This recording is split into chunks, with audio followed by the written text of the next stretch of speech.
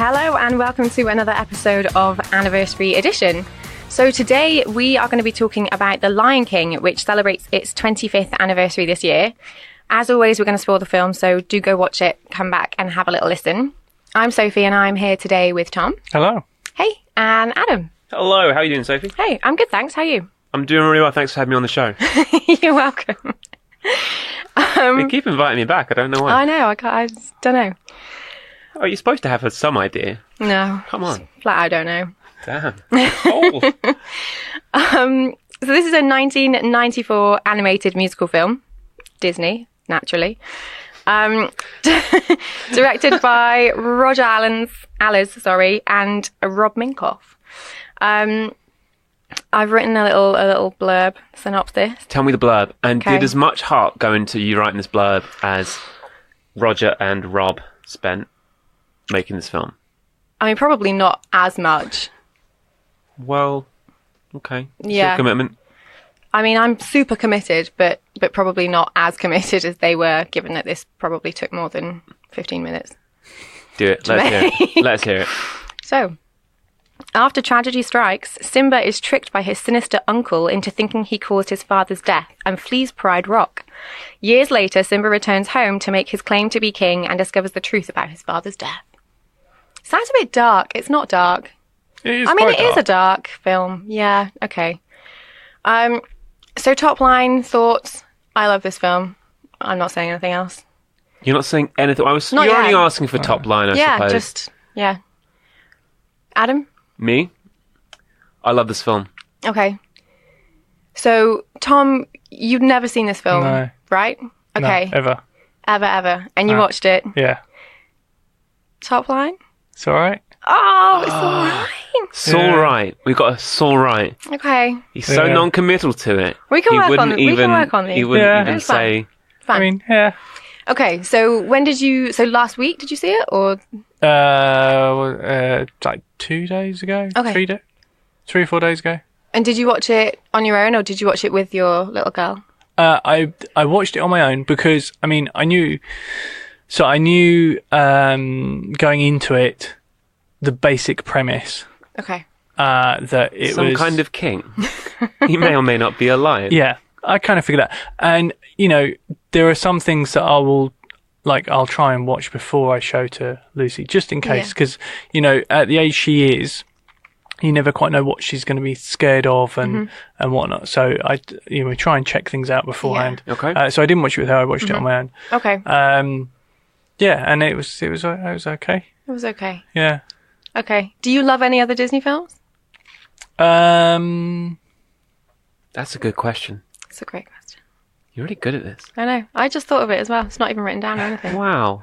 Do I love any other Disney films? Yes, I do. Oh. Do I love any other Disney animation films? Oh, sorry. Okay. Oh, here we go. That's a better question. Possibly not. Ah, okay. I mean, What's the one you love? Flight of the Navigator. no, because I don't think that's Disney. Is that not Disney? Seems like... Is it Inner I'm not Space sure. that's Disney? One of those. No, One of Tron. those is Tron. Oh, yeah. Tron, I absolutely love. Oh, okay. I've not seen it. Yeah, I mean, there are reasons I love Tron. It's, Okay. it's kind of a weird It's a one. poor man's Tron Legacy. Which I quite like Tron Legacy too. The Disney, so I do have a 2.5-year-old, and the Disney film that I push for her to watch the most is probably Zootropolis, which is obviously one of the more recent ones. It's a great film. Speak with the furries. I can imagine so, but that's really good. I think that works as a great thriller, let alone like a family film. So I like that. Okay. I think there's others that I like as well. As a kid, the ones that I grew up with, because I kind of feel like there are sort of waves to Disney films. Yeah. Yeah, there are, definitely. And I kind of grew up in an era where they weren't making good Disney films. Okay. But they had discovered they could make money out of their old Disney films on VHS. Right. So the Disney films I watched when I was really young would be things like The Jungle Book, Okay. which was the first film that I saw in the cinema at the age of 6. Aww. 101 Dalmatians. Okay. Robin Hood. Yep. To a lesser extent, Sword in the Stone. So a lot of the kind of 60s and 70s ones were the ones that kind of ingrained themselves in me. And then the films that they started to make, I remember Little Mermaid being okay, Aladdin being all right. I probably think Little Mermaid was a bit better, and then The Lion King was the point where I was just too old, not interested anymore. So he was over the hill by that point. Yeah, exactly. And I was just kind of like, his back hurt a little bit. Too cool for cartoons. I was probably the right age for Disney in one of their worst periods. Right. If that makes sense. Yeah, that makes sense. So yeah, there was no kind of like, you know. And I tended to drift towards the live-action Disney stuff because that was the late 70s, early 80s when they were doing all the crazy, interesting stuff. Yeah. Flight of the Navigator was Disney. Yep. Well, good call. That was the second film I saw in the cinema. There you go. Wow. So you're Disney back to back. He's a secret fan. You know, he's going to find out Secret all Disney the films fan. he loves. Well, The Italian Job, or Disney presents. Hey, Pulp Fiction, that's a Disney movie. Stunned silence. There we go. Yeah, I know. You're looking at me like it's not true, but it is true. No, it is. I know it's true. But I mean, not in I didn't spirit. know that was true. Not in spirit. Definitely not. Mia Wallace, definitely a Disney princess. Oh, wow. I'm the only one who ever overdosed on heroin Yeah, exactly, yeah. Okay. that we know of. So you didn't love it. No, I mean, I thought it was okay. I just can't get past the fact that you didn't love You're it. really stuck I'm at like, this one. Like, but are what you sure? was not excellent about The Because- Lion King? What? What's the downside? I guess is your question. I mean, no. You want to it's skip all the way fine. onto that section? Okay, so here's my thing with it. Okay. I found the serious bits a bit too serious. Like it took itself a bit too seriously in the serious moments. It was Okay. earnest. It's yeah, but I think a bit more than it should have been. Well, you've heard the importance of being earnest, right? Yeah. It's very important. And going back to Mary Jane's performance in Spider-Man 2. Yeah. Oh, good callback, Tom. Yeah, the good callback. and the funny bit Yeah. I don't remember. Like I don't like Timon and Pumbaa, who I know and have heard of and know that they are supposed to be the comic relief. I don't really remember them. Like sitting here now, Yeah. I can't remember that segment of the film. It just didn't Okay. engage with me. The serious stuff did more so, particularly Yeah. Jeremy Irons as Scar. Yeah. I mean, he's so good in this. You know, I'm not saying there's He's things very I didn't good. like. There were Yeah, things yeah, that I yeah. thought were excellent. It's just as an overall thing, Okay. I wasn't blown away by it that I thought I was going to be. Oh, I think we set it up too high. Yeah, Well, maybe we did. I don't At the think end it of was. last episode, we I don't think it was you. I think it was overrated just Everybody. I've been told that this was like the movie for ever since it came out, and people, Yeah. you haven't seen that. How have you not seen How have that? you And it missed was it? like, okay. And then what I found interesting was in the end of the last episode that we recorded, you said that, like in terms of the animation, it was right up there. Yeah. And some of it, yeah, but other bits I thought was really clunky. Particularly in the opening sequence, there's a couple of shots, and I'm just like, wow, they don't look like they're as glossy Disney as they normally look. The opening segment Yeah. before the film starts, the Circle of Life Yeah. section. I actually, to a certain extent, do agree with you there because I remember this coming up and thinking, okay, Lion King started. Am I watching the right Lion Yeah. King? There's a couple of like amazing looking shots. Yeah. It's well, I'll say it's inconsistent, and I discovered something. So this This is the B movie. it is. This is So- this is This was Disney's Disney's- B team. B Yeah. movie, Yeah. not literal like Jerry Seinfeld Yeah. B movie. No, but yeah, they were the team that they were just like, oh, give them something to do while we Yeah. focus on Pocahontas. This was actually like the punishment movie. Yeah, Yeah. that's If what someone I if heard. someone annoyed the higher ups at Yeah, Walt you've Disney, got- they'd be Yeah. like, that Don't work guy, on this. let's ruin his career. Let's ruin his career. Let's send him to work on Yeah. the Lion King. if memory serves Suckers. me right, I think that like Frozen was also a B straight to DVD movie. Really? And when it started to form together, they were like, oh wait, no. Well, because that was always written to be a Broadway show, so that doesn't Oh, surprise okay. me that was Yeah, I the think it was- plan yeah. to go to DVD and then go to Yeah. Broadway, Yeah. basically. Interesting. Yeah, Yeah. I just still can't get past it. See, I know what you mean though, because when I watched it, so I watched this again last night. Was it last night? Yeah, with my housemates, one of whom hadn't actually seen this before. Right. And there were sections, particularly in the opening, and I was like, oh, you know, when some of the animals like turn their heads and things, and you're like, it's a bit, it's inconsistent to the rest of it that looks incredible. But I cried straight away. I was like, oh gosh. And then I just didn't really stop, basically. It sort of reminds me, when was this? 1994. So The Lion King reminds me very much of what was going on in a lot of media in 1994, in that it was about to take the jump into something else entirely, and it had just perfected what it was doing. So the mid-90s, Disney were perfecting the 2D animated feature. The Super Nintendo was perfecting the pixel-based video game. And those things, I think of The Lion King, and I think of Chrono Trigger, and I think, wow, at that point, it was a real jumping off point for a whole lot of computer-generated technologies that were about to happen. But before they did that, they'd mastered this one thing. You say that, but actually this features one of the first CGI animated sequences. Yeah. It's the buffalo. The wildebeest. Yeah. Down the thing, which took 3 years. Oh, my goodness. To figure out and animate and work out how they can make that work. Yeah. And the funny thing is that all of that, those sort of algorithms, that technology, you see put to use in, say, like 99 The Mummy with all of the scarab beetles. Yeah. That's all the same, like, same technology. Yeah. Technology and moving forward and adding to film cinema. Yeah. I mean, Adam, obviously for you remember this is like lots was going on and everything was getting kind of perfect. When did you first see this? I first saw The Lion King.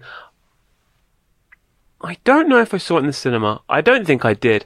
I think I must have watched it on VHS. Okay. So when it came out on VHS, I imagine. Yeah. See, I think I saw this. Yeah. I think I would have seen this in the cinema. Of course you would. I mean, it's a musical. I know. It's so good. Yeah, I think I did see it in the cinema. But I mean, we definitely had it on like VHS. Like I've said to Adam before when we were about to come in and record, that I literally used to get up on like Sunday mornings really early and just bring all the Disney VHSs down and just sit and like watch 3 back to back before everybody even got up, because I was just like, I love Disney so much. Wow. Yeah, wow. I don't do that now, by the way. Totally does. No, it's just there on DVD. But yeah, I think so much of this film is incredible, and it was really interesting watching it with someone who hasn't seen it before. Right. Because so my housemate, she had the book.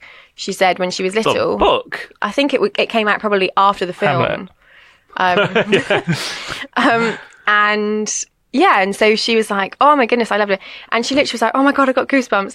And she loved it. Wow, really? Yeah, she's like, it was just incredible. But she had that connection to it from being a kid. To the story, yeah. And you're right, Tom, because actually, it's a powerful thing, isn't it? I was kind of worried about watching this because I was like, oh God, it's really sad. It kind of touches a nerve. And I was like, oh, it's going to be a bit of an emotional watch. And it is. And there aren't really many other Disney films that kind of tackle such an intense like subject matter of, you know, a little kid losing their dad and thinking it's their fault. And you don't really see a child being manipulated to such an extent that Scar does during that. The one thing there's obviously things like Bambi. Yeah. Yeah. Which also I haven't seen. Whoa. Yeah. That's one that's escaped me. But there are other things Disney in weekend, Disney. Tom. Yeah, right. But I was going to say about you're right about Scar, and Jeremy Irons' portrayal of Scar is a very psychological villain. Yeah, he really is. He manipulates that kid from the second you see him on screen with him. What I really like about Scar, which you don't really pick up on if you're watching The Lion King as a kid, is that how much Simba likes Scar, and how much Scar leans into Simba's love for him as an uncle. Well, you think of him as Scar, who you see later, the evil, conniving Scar. You don't see the Scar that jokes around. But from the moment a monkey's uncle, great line. Yeah. Oh, great yes. line. Yeah. But from the moment that Simba is born, he's marked for death by Scar, and you know that. Yeah. And even when he's being playful with him, it is like a cat with a mouse. Yeah. Yeah. It's, I'm playing with you, but I am going to kill you. But you don't see, like, I didn't see that when I was watching it as a kid. I mean, obviously, you know he's the villain because he's set up and he's the bad guy, but you don't really see that he's such a threat. Yeah. And so manipulative. You kind of view him, when you're watching it as a kid, almost with the innocence that Simba has. It's also because, you know, at that point in the film, he is nasty, but he's not necessarily a threat because Mufasa is alive. Yes, and the hyenas are positioned as being the threat. And it's not until you kind of see as the story goes through that you're like, oh, okay, actually he's controlling the hyenas and everything changes. But watching it as an adult, particularly in a scene right after Mufasa's died, when he just absolutely plays on that, like essentially a child's misunderstanding of the situation and lack of a grasp as to what's happening and what's gone on, and you're just like, oh my, that's horrible to, like, it's so uncomfortable to watch. But yeah, I'm just gonna just absolutely rant about it. I totally agree. And I'd actually say that one of the more recent Disney films that I've been watching because of my daughter is Tangled. Okay. And you know, you have the main villain in that, the woman that captures Rapunzel, has a similar kind of not to the same. I don't think she comes across as just evil as Scar does. No, but Mother she definitely Gothel is. Yeah, she definitely has that kind of like manipulation. Yeah, and she doesn't want to kill her. She's just a narcissist. Yes, exactly. You know, the scary thing about Mother Gothel is that we know that woman. With Scar, it's just like he's just murderous. Yeah, he is murderous. From the moment you meet him. Yeah. And Jeremy Irons' voice is just... Oh, it's spot on. He's so treacle. good. Yeah, absolutely. Mellifluous. Yeah. Oh, great word. Yeah. It's spectacular. So, okay, Adam, what are your favourite scenes in this? I have a few. I think, for me... I mean, if you're a regular listener to this podcast, you know I like a bit of romance in a movie, even when they're, you know, pictures of lions. But Can You Feel the Love Tonight is a big standout moment in the film. I think it's nice. Yeah. I just think it's nice. It's a great song. And, great song.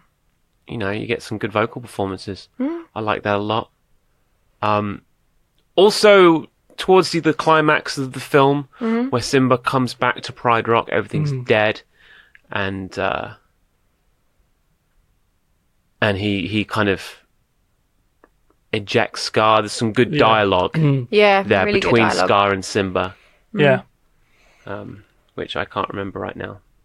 I'd say that was my favourite moment. That scene. Well, I'd say that was the best scene. Is the Simba the confrontation, Simba Scar face off, and the moment where Simba realizes that Scar murdered Mufasa, and he pieces it all together. Everything falls into place. Yeah. My favourite singular moment. Is the Rafiki's Enter the Dragon reference. Oh, okay, wait, no, I totally missed when Rafiki fights the hyenas. Oh my goodness! He does an exact Bruce Lee impression. That's crazy. Right down to the choreography is okay. Spot on. I didn't. So obviously we've done Enter the Dragon on this podcast, and I watched this film last night with my friends, and I commented on the choreography of that scene. Right. And I didn't even twig. Yeah. The animation scene around Rafiki. I don't know if that was one person's job. Right, yeah. But it was very good when he's splitting fruit open, and there's a very sort of like a naturalistic way that Rafiki's animated more than anyone else. Yeah, definitely. It's the specifically bit in Enter the Dragon is in the sequence at the end after the nunchuck scene. And I have a feeling, so Rafiki kind of whips his fist up and punches the hyena that's coming up behind him. And I think that in Enter the Dragon, I think that's Jackie Chan that gets punched. So like, so it's this, that for me was like, because the thing I felt was lacking was the stuff for the adults. Okay. I didn't notice it as much in terms of like pop culture references and obviously like the characterizations you look at do a lot better. Yeah, they do, Pixar do a lot of that, and Disney do it a lot now. Yeah. I think Pixar kind of raised the bar, and Disney have kind of and everyone they recognise that it's important to entertain the adult. Yeah. Illumination as well do it. They do. Give Illumination a credit. But they do. They put stuff in there that's aimed specifically at adults. Minions, for example. Well, yeah. But I'm thinking like Secret Life of Pets and stuff like that. Yeah. But I felt that was kind of missing. That was the thing that I sort of saw. There was another line. Right. I think Pumbaa's got a line, which was Sidney Poitier. They call me Mr. Pig. Call Mr. Pig. Yeah. So those were the two things I picked up I on. like Timon. Timon has some good lines. I can't really remember. Is that? It's our motto. What's the motto? Nothing. What's the motto with you? Right. Okay. So good. I don't know why. See, we were all laughing at stuff like that last night when we were watching it. I must have completely tuned out. Kid, of what's that eating whole you? Nothing. section. He's the top of the food chain. Yeah. So I just I don't know why that bit just didn't. I can kind of see what you mean now, because actually I suppose. But when I watched this for the first time, that wasn't really a thing in Disney films. No. So I wasn't ever, and as I got older and kept rewatching it, it still wasn't really a thing. You have to be careful as well, or at least maybe they thought that at the time. Yeah. Yeah. When you're doing The Lion King set in the Serengeti, I don't know. Yeah. Sure, why not?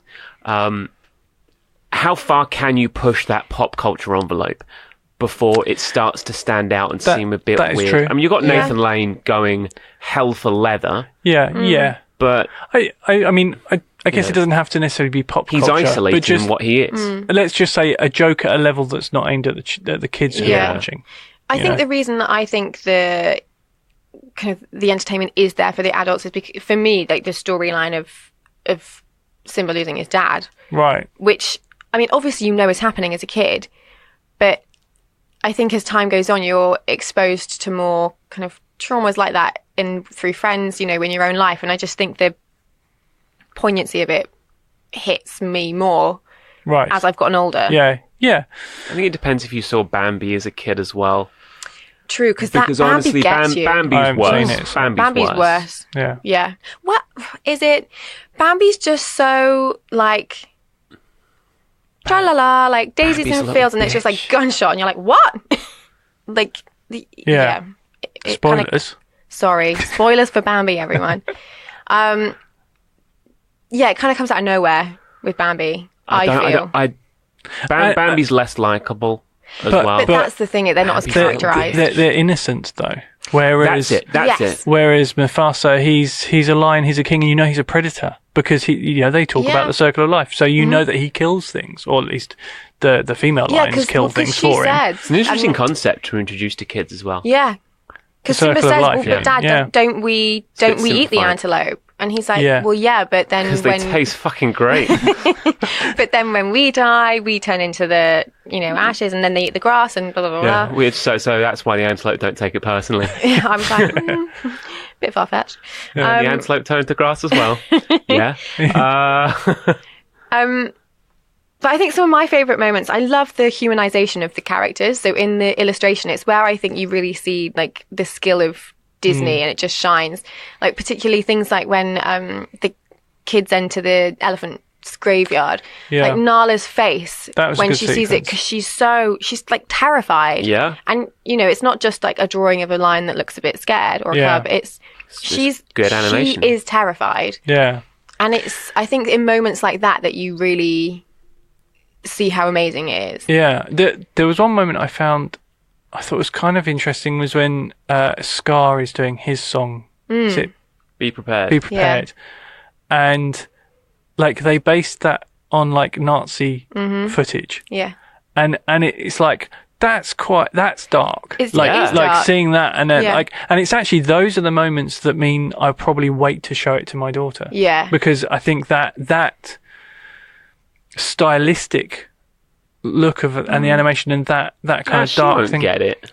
No. Well, obviously, No. you won't get the reference to the Nazis. At least I'd hope not. But I know that would make her feel scared. Whereas, like things in Zootropolis that are equally as horrifying, like the mouse mafia boss literally going to kill people by dunking them in ice. Yeah. Like that, she seems to kind of be okay with because it's there's a stylistic tone that's It's a bit more different. menacing. Things light. Yeah. It keeps There things is light. humour Yeah. within that scene. And there's no humour in that scene. It's Exactly. Just, it is dark. It Like is the like- lighting, in it's general. green and Yeah. black, and it's dark. The way that Pride Rock looks after Scars in Charge, and Yes. there's an entire implication that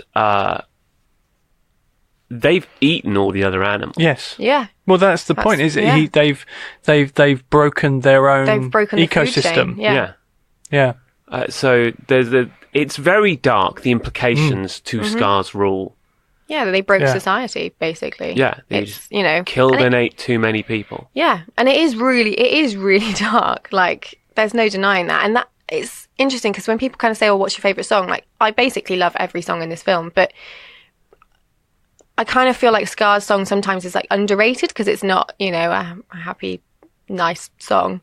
No. But I actually think it's in the film, maybe not in the context of a kid's film, but it's a really good and important scene. I would say that I think the scene is very good. I think that probably Jeremy Irons is probably the strongest vocal performance when Agreed. he's speaking, but the poorest when he's singing.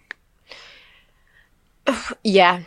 I think that's probably And that's fair. probably why it Absolutely. doesn't quite. But he's the only Yeah. person You know. he's the only person who's doing a vocal performance Well- who isn't a professional singer, Yeah. right? Matthew Well- Broderick isn't singing that live. I suppose Nathan Lane probably is, but then Yeah. Nathan Lane's musical theatre Yeah. up to the gills. I think Matthew Broderick, did he do his singing? I think he Well, might have done. he's done shows. Yeah. Oh, really? Yeah. Yeah. All right, well, I stand And corrected. Ferris I don't Bueller. think he's particularly strong. He's not. But I was shocked, No. by the way. Yeah. I me didn't too. find out that Matthew Broderick voiced Simba I until kind I of was in have my to block 20s. that and I was out. like, 'Cause what? I'm like, it offends I don't me want a to little imagine bit. it. Really? Yeah. Why? Yeah, I just don't like You Matthew don't want to Broderick picture that much. Simba having Really? sex I with don't- Sarah Jessica Parker, do you? Oh, I don't not like him. Sorry, Matthew. But yeah, he's not Simba, is he? well, yeah. I mean, he doesn't have enough hair for yeah, it. he is. he Yeah. literally is. But you want someone like Well, we've got a new Lion King on the way. we have. Yeah, coming out soon, yeah, right? this week. I think. Yes. Or the week I think- that this or the- goes out, I think. Yeah. Yeah, I think so. My God. Yeah. Would you take your daughter to watch that? Would you be interested having seen this? Yeah, I wouldn't original? take my niece to see it. No, And I haven't even seen it. Because it's, I mean, what they've done with these live action versions, like, did I watch all of the Jungle Book one? Oh, I saw the Jungle Book one. I think I watched most I of don't that. know. It's, I thought it was good. I Didn't bet, I two think, come out at the same time, though? what? Two live-action Jungle Book yes, they stories. did, yeah. Right, okay. No, they didn't. One of them went Well, I mean- went to Netflix like a year or two later. No, it's same year. What? Yeah. They were Yeah, working on it at the really same time. similar One was time. Andy Serkis. Mowgli Yeah. didn't come out at the same time. I thought it did. No. Oh, it was within 6 months or so. It was similar, I know. Yeah, similar time frame. I found that a bit weird. I kind of like. There is some phenomenal photorealistic Incredible. animals. Came out 2 years later. Was it 2 years? Bunch of fibbers. I thought it was closer than that. Sorry, Adam. But Trying to trick me. You can't trick me. I just then found it kind of weird. Yeah, it didn't feel like a Disney... Yeah, and then Live action Christopher Walken as King Louis was just like, what is weird. that all about? Yeah. And And then you've got the Beauty and the Beast one. I haven't Well- seen that, but I mean they're different because they're I think the casting, people. They're the casting yeah, has they're been people. the problem for Yeah. all of these live action. Well, I saw Aladdin this week. Also had a bit of a Disney fest, Right. clearly, this week. I do kind of feel like they're rushing them a bit. The casting, Yeah, I every get single one that. of these movies has weird casting in it. The Will actors, Smith as the genie. the actors for Jasmine and I don't see Aladdin are it. good. Yeah. I've They're heard really that talented. actually. Christopher Yeah. Walken as King Louis. That's weird. Mm-hmm. You've got Cinderella, who's the guy that Oh God, that plays a handsome prince. I have no idea. Is that the Lily James. James? It's Richard Madden, isn't it? Yeah. Actually, that's not so bad. Yeah, it's all that's right. not so bad. Cinderella actually was It was okay. all right. Yeah, I think, Helen Bonham Carter. But it didn't feel the same because they didn't have. Emma Watson Singing as in Belle it, was a bit did they? weird. Yeah, and Watson as Belle. Oh, Dead yeah. weird. Yeah. Dead weird. Who's she kidding? I haven't seen any of those aside from the Jungle Book one. Okay. And I was just like, no. Yeah. It just kind of was like, well, you've taken the Jungle Book. Yeah, there are dark moments in it, but it's kind of fun. Young Simba, the new one, looks great. Well, I mean, it looks amazing. Yeah, it looks incredible. When I see a still image, I'm like, the incredible CGI is Yeah. amazing. Could I sit down and watch that and find it believable? I'm not sure What my if it was- brain can do that. What if it was narrated by David Attenborough. Maybe. That would work. Yeah, so I'm kind of curious, but I don't think I won't go to the cinema to see it, certainly. Yeah, I mean, I probably will. I'm interested in the musical numbers. That's what I'm interested Yeah, in. same. This Lion King is a musical, Yeah. first and foremost, I think. Right. Would you agree, Soph? What, first and foremost, before it's a film? Before it's a drama, I wouldn't. I a disagree with dramedy. that. Because I can remember 2 songs from it, Yeah. and those are the ones that I have heard a lot before, and people have gone, oh, that's from The Lion King. Be So, prepared. no. The ones I know are Circle of Life and the other... Can You Feel You the Love named Tonight? me yeah. prepared earlier in this podcast. Well, so yeah, I know that's it's because I wrote a note Don't about write it it. down. But like, Oh, that's tough. Because I wouldn't kind of like, for me, maybe it's just because I disengaged a bit maybe. during the musical numbers, and it was the more, even though I thought it took itself a bit too seriously in some instances, it was the more serious elements that I kind of was interested in. Yeah. But yeah, I that's don't a really know. tough question. I don't know. See, I don't actually. I mean, we talk about musicals sometimes. I don't actually like musicals Yeah, it's that weird. much. You say So, that, but you love this film. For me to like Lion King, Yeah. it must have spoken to me on some level. Yeah. I like coming of age movies, so Yeah. and that's And it is. Quite an plenty of extreme this. one. Plenty of this. I mean, I think in my head, I always think of it as a musical. But then rewatching it, every time I rewatch it, I'm always like, oh god, it is. When you think of The sad, Lion it just King, do you gets me. think about certain scenes, confrontations, or do you think of the songs? Do you think of when the musical numbers? when we picked that we were going to do this, for example, the first thing I thought of was, oh god, it's so emotionally intense. Really? Yeah. But I think that's just personal circumstance. No, Yeah. no. I know a lot of people that The Lion King absolutely kills. Like I was worried about what, like, Really? yeah, because before I rewatched it, I was worried about talking about it because I was like, I'm going to cry. Wow. Yeah. I know. Like it's You're not alone. It broke me when I watched it for the first time because I was just like, All right. like you don't see that in Disney very often. So now, interesting. I Like say that, but Bambi and blah blah blah. blah. But now, when people say The Lion King to me, I'm going to think of Jeremy Irons as Scar. Good. yeah, because he's so good in it. I mentioned. Did I mention earlier? It's Hercules Oh yeah. is up there for me in great Disney Yeah, movies. same. Right. How about James Woods as Hades? So Completely blows away anyone else in that Yeah. film Right. by a country mile. And Mm-hmm. I'm pretty sure Rip Torn plays Zeus, so you know there's some vocals there. I've never seen the Hercules. good. What? Oh my god, it's so good. Okay, I'm going to But- say that about but every Disney film. I I'm don't really sorry, think of- but it's so good. I think of Hercules, and I don't think of a musical number. See, I I think of James Woods as Zeus, the villain. Hades. Just- Hades. Sorry, it's Hades, It's thank fine. you, the villain. But then I Yeah. think of like Moana, and I think of the songs. Yeah, but see, Not that's the weird villain. because Hercules, I think of the songs. See, I don't think of those songs in Moana. Really? Oh, I do. Yeah, 100%. But I think a lot of Moana's this like comes the main back song. That's to. a jam. It's great. Which one? That's a jam. The one she. How far I'll go. Yeah, that's it. No, I don't know all the words and all the songs. See, Absolutely I could. does, ladies This and is gentlemen. bizarre. I mean, I must have watched that countless times because my daughter loved it from the age of like 6 months old. Mm-hmm. She loved How Moana. about Jermaine Clement's song? Yeah, see, Charlie. I remember Jermaine Clement's great song and I song. remember The Rock's song, You're Yeah. Welcome. Those are the No, two How that I Far I'll remember. Go is that's catchy. Yeah, I can't. It just doesn't stick. Do you know what I think it is?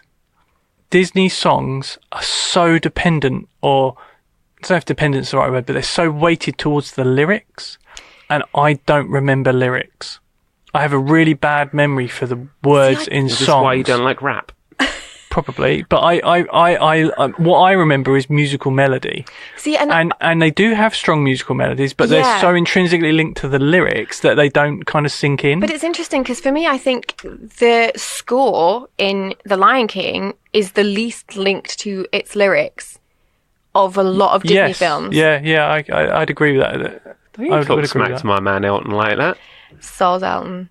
I love it. But Elton wrote the music, not the lyrics. Okay. Oh, I don't know. Yeah, Tim Rice wrote the lyrics. Of course he did, Tim Rice. Yes, my bad. Yeah.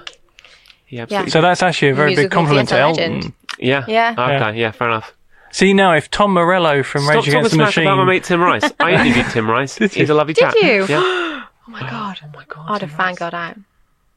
Anyway, sorry. I was going to say, if like Tom Morello from Rage Against the Machine wrote a Disney movie of guitar riffs for the music, then it would stink in my brain. Like Sure. that's what would Yeah. because that's the sort of thing that stink in my brain.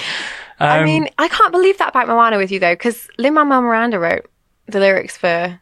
Yeah, I just don't remember Moana, words. Whereas my wife and my daughter now have a ridiculous ability for song lyrics. Yeah. I mean, it's like See, Moana makes crazy. Me, like the lyrics, just the songs. If you play me the songs, make me cry. Right. Whereas Circle of Life, if I listened to that, generally speaking, on its own, I wouldn't have thought would make me cry. But watching it in the film, I then cried, and then I, like I said, cried again. It's contextual, ladies and gentlemen. Yes, that's what we've learned, everybody. It's a contextual situation. Okay, so I think we've said Jeremy Irons for me is, I think, probably the standout performance in terms of vocals. Yeah. You I guys think agree? Matthew Broderick is particularly compelling. He's No. just generic English accent guy. Young Simba is great. Yes, Young I was going to Simba- say Young Simba's Young rocking Simba's very it. good. I think James L. Jones is James L. Jones. I mean, yeah. You know, Like a big furry Darth Vader. yeah, exactly. So iconic though. Like Yeah. you hear anything. I'm glad they brought him back for the remake. Yeah, Yeah, I think it's Because it's hard. That's important. a Mufasa. I mean, even his voice is a like Mufasa. yeah. I also really like Zazu. Like, it was interesting because you were talking about Rowan the comedy and Atkinson. you were like, Yeah. I don't get the comedy from Timon and Pumbaa. But Did you get it from again, Zazu? when I was watching with my housemates, we got a lot of comedy mean, from A little. his lines. Really? I just again it just I don't know why it just didn't click particularly. Fair enough. I did think that Zazu did look a lot like Rowan Atkinson, Man. and they've now cast John Oliver, Yeah. Hmm. and I can see why they've cast him Yeah. because Yeah, he kind of looks absolutely. a bit like But Zazu why and is Rowan Seth Atkinson. Rogen yeah, that's a in bit the weird. new one? Yeah. Who's he? We'll see. Is he? Pumbaa? Do you want to guess? You want to guess Pumbaa? I mean, I'm going to have to look it up. I think he's Pumbaa. Seth Rogen plays Pumbaa. Nailed yes. it. We've got Dong Lover as Simba. Scar is played by Chewie. Yeah, I saw that, and I don't know how you feel Jeremy Irons' shoes though. that's the thing. It's hard. I wouldn't want to be doing that. Chiwetel Ejiofor fills Jeremy Irons' shoes a lot better than Will Smith fills Robin Williams' Williams. Of shoes. course, yeah. I mean, He's fine. Chiwetel, he's great. Great actor, yeah. But Solid. the trouble is he's gonna have to do something so different to Jeremy Irons. Yeah.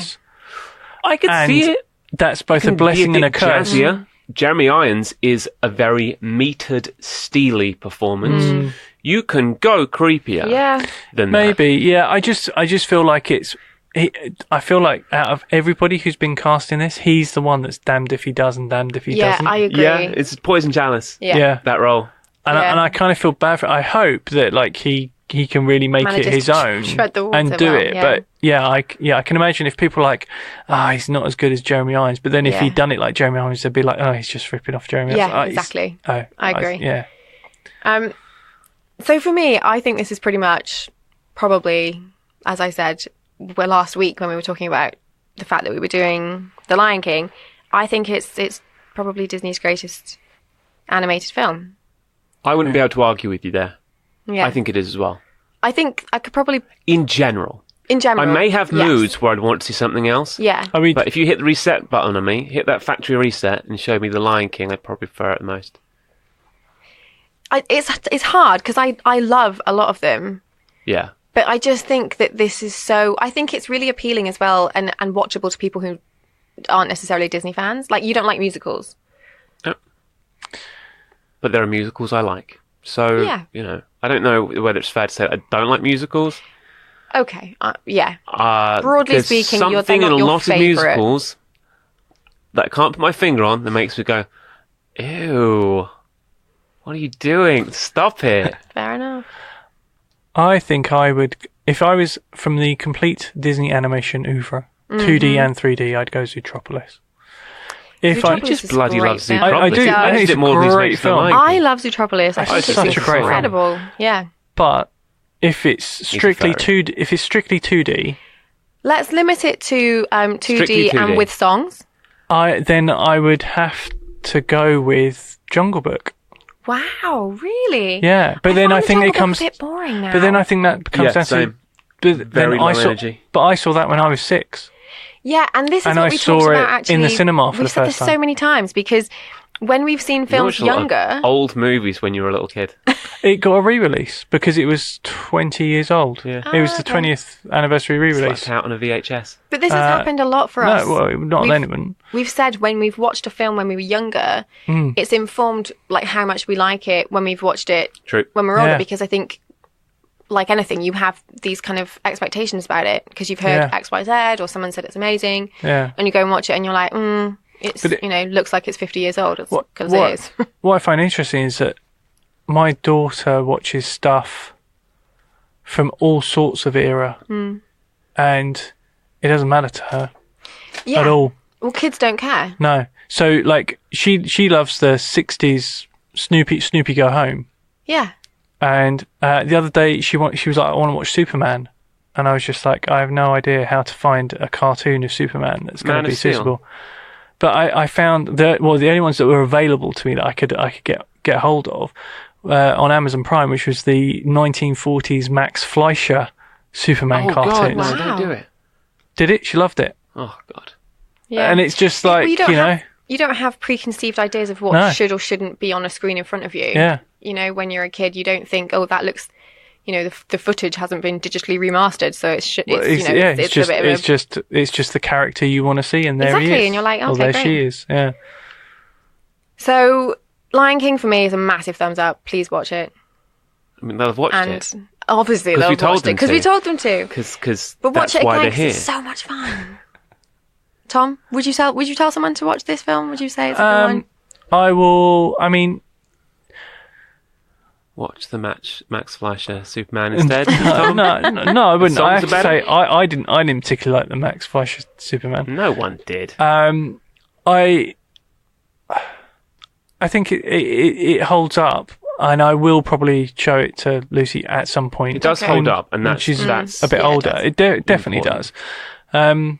Mind you, it's not that old, so No. it's not a No, shock. it's not. But I wouldn't say it holds up any more or less than some of the other ones that I was more used to watching as a kid. Okay. So, Yeah, for fair. example, like it doesn't hold up any more or less than Jungle Book or Alice in Wonderland Mm-hmm. or 101 Dalmatians or whatever for me. Yeah.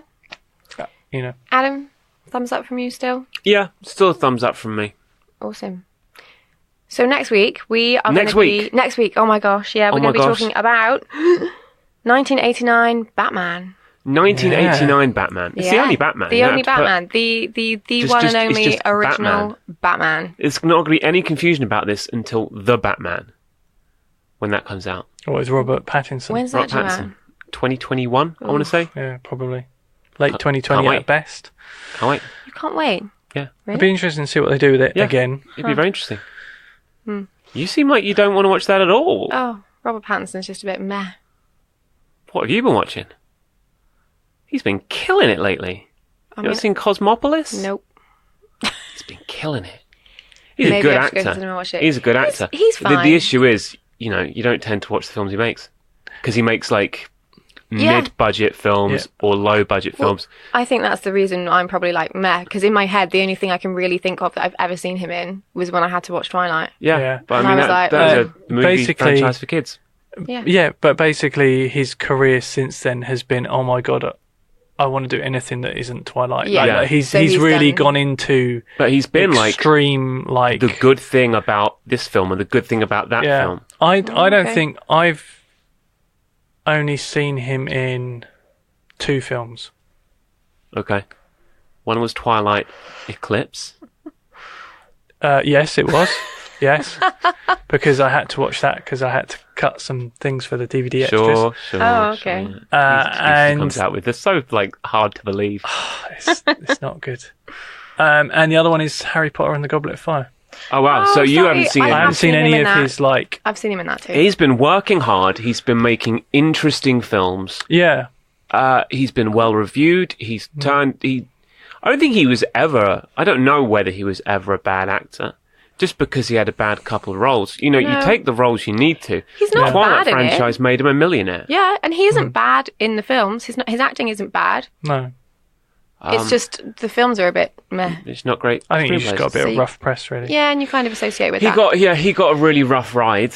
But we need to talk about Yes, Batman, 'cause we're not 1989 talking Batman, about because that one. actually there is an interesting parallel to draw here. Because when perfectly good lantern-jawed actor Robert Pattinson got cast as in Twilight, a lot of people who didn't know any better because they don't bother watching the work of someone they criticize Yeah.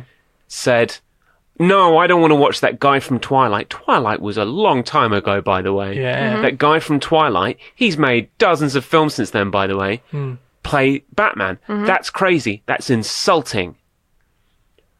Back in 1988, Yeah. I imagine, people were like, you know what I love? I love Batman. Batman's cool. Batman comics are amazing. Have you heard they're making a film about Batman? No. Really? Yes.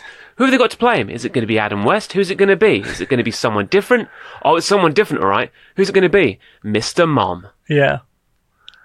There was such a backlash against Michael Keaton. Huge Yeah. backlash. So the franchise is probably not without, Yeah. experience in backlashes being... Yeah, bad castings. I Yeah. can remember. But these aren't bad castings. This is the point. Michael Keaton was a very good Batman. Yeah. Yeah. I can remember filming a press junket with Tim Burton, and I was on the A camera, which meant my camera was pointing at Tim Burton, so I was on the other side of the room to him. And Kieran, rest in peace, was on the B cam, Rest in peace. who was just behind Tim Burton. And when we finished for the day, all the cameras went off. Tim Burton got off, and I don't know if they were sort of sorting stuff out, maybe taking microphones off, what have you. And Tim Burton, Kieran just leaned over and went to Tim Burton, "Michael Keaton is my Batman." And Tim Burton just went, "Don't even get me started." And that was their exchange. And then he got taken away by his PR. But yeah, I thought you could see that he was so pleased that Kieran had said that to him. But I mean, what's to hate about Michael Keaton's Batman? Batman 1989. It was Batman. It was the Joker. This is one Yeah. of the best Batmans. Do you think whether it's the best Joker? We're going to talk about next week. I'm going to be controversial here, and I'm going to say I can't remember because I know I've seen it, This is a Yeah. big issue for me. For but me I too. can't This is remember something I when. want to talk about. I know that if I'm imagining Tim Burton making a Batman movie with Michael Keaton and Jack Nicholson, it's going to be one of the weirdest films I've ever seen in my life. But when I remember Batman 1989, It wasn't. I weird. remember a standard dark action movie. Yeah. I can't. What's going on I with my know memory? that I've seen both of Burton's. Yeah. I think I've seen all of the Batman. I remember films. Batman Returns being very, very good. I just like I can probably remember more instances. Yeah. I remember Jack Nicholson as the Joker. And, Yep. I can remember more images in my head from Batman Returns. Yeah. Than I can It's a from very visual Batman. film. But I don't think I've seen Batman Returns as much as I have Batman. Oh, And wow. But I can't remember how many times I've seen either. So I'm kind of a bit like, what? What? See, I think I've only seen this like once, Okay. but a long time ago, and I can't remember much. Like I remember Michael Keaton, and I have memories of that film, Yeah. but I'm trying to think if I enjoyed it or anything like that, and I have no idea. I I can't certainly remember at all. haven't watched this film. I might have watched Batman Returns more recently, but I certainly haven't seen this film since I've seen Christian Bale as Batman from 2004. Sure. Yeah, that's the most recent Batman I've seen. Maybe we should ask the question for people who are listening to this podcast and thinking, well, why should I watch Batman, the original Batman? Maybe we should try and answer that one, right? So, I mean, what do you guys think? I think people should watch Batman because this is such a mad concoction. Michael Keaton, Tim Burton, Jack Nicholson as the Joker. For one generation, certainly, this is the finest Joker that there's ever been. Yeah. That's a big pulling match.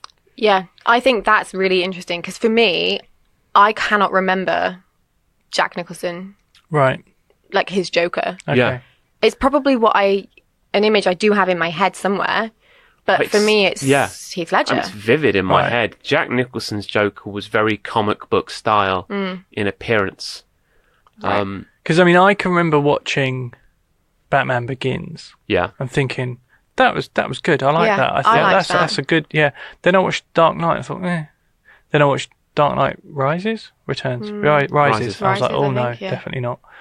So I haven't seen the third Yeah. one. Then I saw Superman versus Batman. I was like, definitely not. Oh, No. haven't seen that either. The Christopher Nolan Batman films are generally very well regarded. I know Tom and Kieran, rest in peace, don't like them a lot because I like the first one. I like Batman Begins. because they're very messy. They're Okay. too big and they just make nonsense decisions and they have enormous plot holes. I think generally people accept that these films have enormous plot holes and make nonsense decisions. Like- it's just some people take them more personally than others. Yeah, I think so. I mean, Chris Nolan seems to be just like that's his thing. Yeah. You know, that's I'm going to make nonsense yeah. decisions and have That's enormous plot part holes. of his auteurship is he's going to have massive plot holes. Yeah. Just roll with it. Just roll with it. Yeah, but I think he's got progressively worse. But I'm just intrigued because I've seen so much more of that style of Batman. It's going to be good to go back. And also we've seen so much from the MCU Yeah. that going back to a time when superhero movies weren't made. I mean, prior to that there was shot into the sky this time, guys. Well, I mean, prior to that, you got what, Superman, 1978, Yeah. Yeah. and then the subsequent movies from that. But then, you know, this, Superman died out, rightfully so. yeah, and then this And Batman came Yeah. along.